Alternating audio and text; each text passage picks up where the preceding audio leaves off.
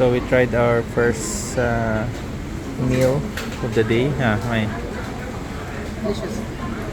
Ito kasi place we saw marami nakapila. No? Sabi ng feedback basta marami nakapila, masarap daw yun. So this place is Aichung flour rice noodles.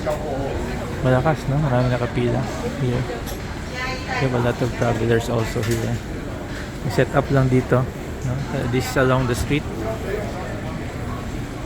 Nandun yung hotel namin. We have people eating here. No? Nakatayo lang. No? They're everywhere. Siguro mga mga Pinoy tayo nakita eh. Okay.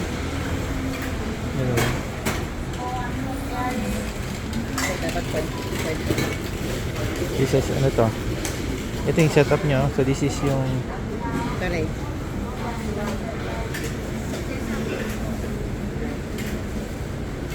yung price niya is 75 Taiwanese dollar for large. So we're just curious ano lasa nito. So far natikman niya, masarap. Tasty siya. Tasty. Yung we're from this place, no?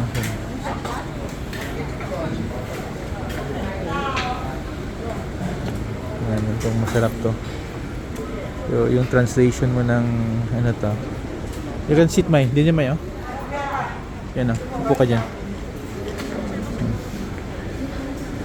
Then, mabilisan na kain. Here.